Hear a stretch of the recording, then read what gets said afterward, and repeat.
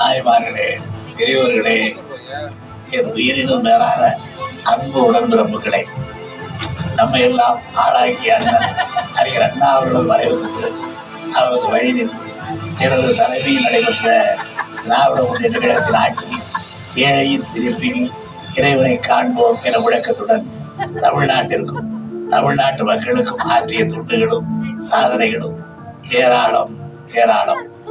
1969ஆம் ஆண்டு இயற்றப்பட்ட ஆதி திராவிடர்களுக்கான இலவச வீடுகள் கட்டித்தரும் திட்டம் திராவிட முன்னேற்ற கழக ஆட்சியில் நிறைவேற்றப்பட்ட முத்தான திட்டமாகும்.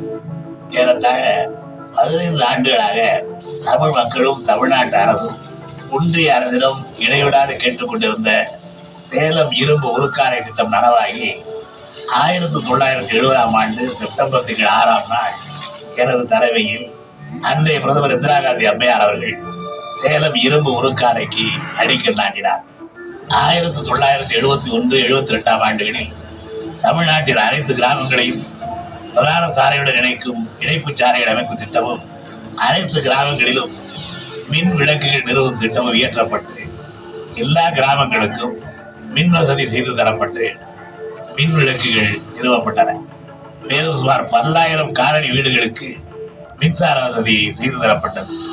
தமிழ்நாடு முழுவதும் மனிதனை இழுக்கும் மனிதாபிமானமற்ற கைதி சாவடிகள் ஒழிக்கப்பட்டு 1973ஆம் ஆண்டு பயனாளிகளுக்கு இலவச சைக்கிள் ரிக்ஷாக்கள் வழங்கும் திட்டம் நடைமுறைப்படுத்தப்பட்டது.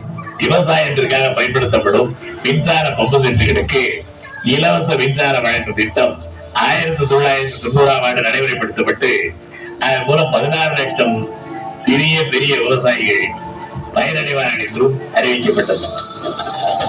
133 அதிகாரங்களை குறிக்கும் 133 அடி திருவள்ளுவர் சிலையை இந்திய பூபாகத்தில் வட இமயத்திற்கு ஈடாக திகழும் தென்குமரியில் நிறுவிட முடியும் என்றார் என்பது யார் பெற்ற வரமல்லவா? இதயமுள்ள தமிழர் எல்லாம் உணர்ச்சியால் உந்து எழுந்து விரித்திட்ட எழுச்சி.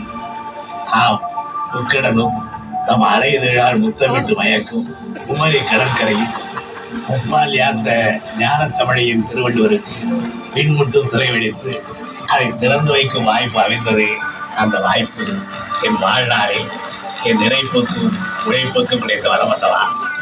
தமிழ்நாட்டின் மற்றும் தமிழ்நாட்டு மக்களின் வளர்ச்சிக்காக அணைக்கட்டுகள், பாலங்கள், பள்ளிகள், கல்லூரிகள், அண்ணா நூற்றாண்டு நூலகம் என ஏராளமாக உள்கட்டமைப்பு வசதிகள் மேம்படுத்தப்பட்டன.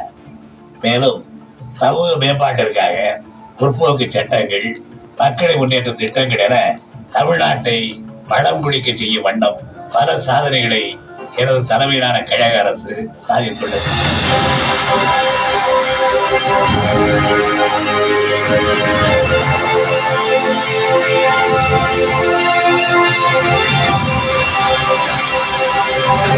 ஏழையின் சிரிப்பில் இறைவனை காண்போம் என முழக்கத்தோடு தொடங்கிய கழக ஆட்சியில் தமிழ்நாடு தனிப்பெரும் மாநிலமாக தொடர்ந்து தலைநிமிர்ந்திருக்கிறது.